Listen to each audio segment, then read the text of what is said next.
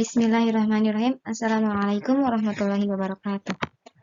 Perkenalkan, nama saya Winda Hafifah, NIM I1R021113, kelas D, Prodi Pendidikan Matematika, semester 1, dosen pengampu Muhammad Hairul Shibian, SPD MA.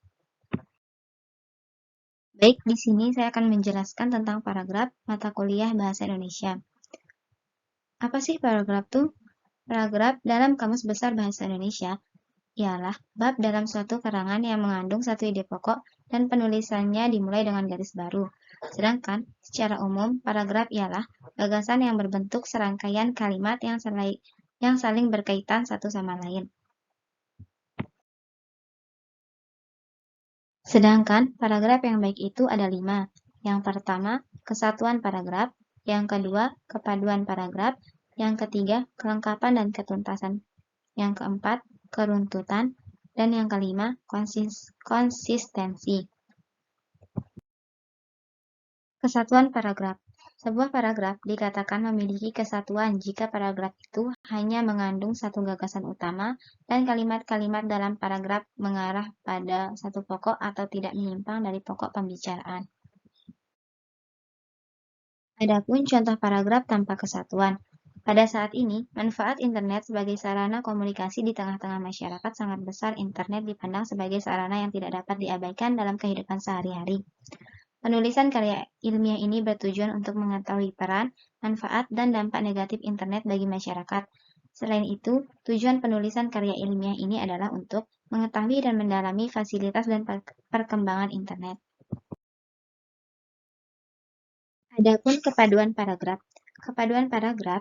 Sebuah paragraf dikatakan memiliki kepaduan jika terdapat yang pertama kata transisi, ungkapan penghubung antar kalimat, yaitu kata konjungsi yang menghubungkan antar paragraf.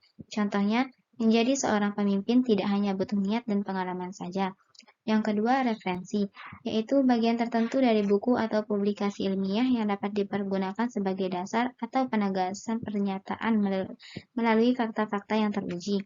Karya referensi dapat berupa dokumen fisik atau elektronik. Yang ketiga, substitusi. Artinya sesuatu yang mudah diganti dengan sesuatu yang lain. Yang keempat, elipsis. Majas yang menghilangkan sebagai kata-kata atau kalimatnya. Majas tersebut sering digunakan dalam karya sastra berbentuk puisi.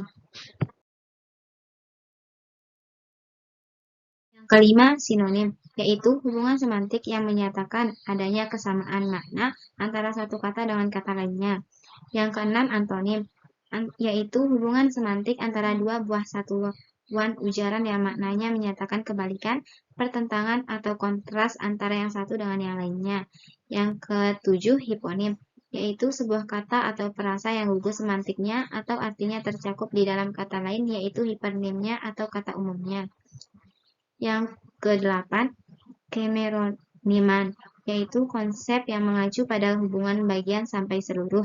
Said dalam Aritonang 2009-261 menyatakan bahwa kemeroniman atau meronimi tergolong istilah yang digunakan untuk mendeskripsikan hubungan bagian sampai seluruhnya antara unsur leksikal.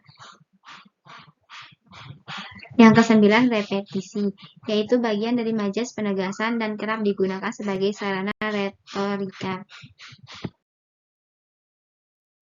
Adapun kelengkapan dan ketuntasan paragraf. Yang pertama, aspek kelengkapan ini terpenuhi jika semua informasi yang diperlukan untuk mendukung atau menjelaskan gagasan utama sudah tercakup. Yang kedua, ketuntasan dapat dimaknai ke dalam pembahasan, yakni semakin konkret penggambaran suatu objek akan semakin jelas informasi yang disampaikannya.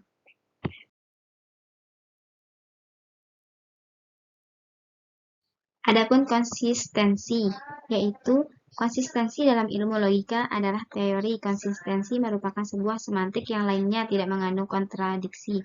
Tidak adanya kontradiksi dapat diartikan baik dalam hal semantik atau berhubung dengan sintaksis.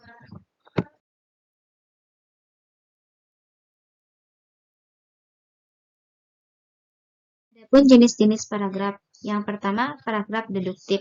Paragraf deduktif adalah paragraf yang ide pokok atau gagasan utamanya terletak di awal paragraf dan diikuti oleh kalimat-kalimat penjelas untuk mendukung gagasan utama.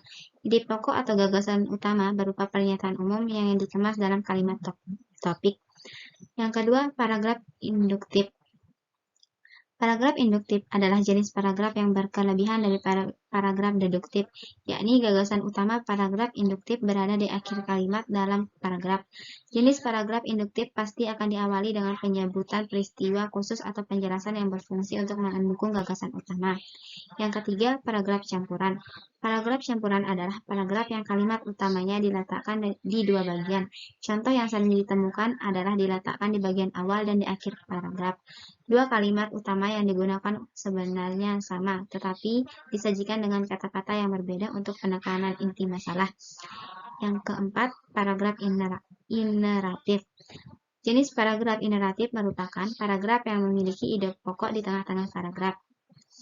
Yang kelima, paragraf dengan ide pokok tersebar. Ide pokok adalah gambaran keseluruhan dari sebuah paragraf. Ide pokok memiliki fungsi untuk membantu pembaca memahami pokok pikiran yang ingin disampaikan penulis. Ide pokok disebut juga pikiran utama atau gagasan utama. Sekian penjelasan tentang paragraf dari saya. Kurang dan lebihnya mohon maaf. Wassalamualaikum warahmatullahi wabarakatuh.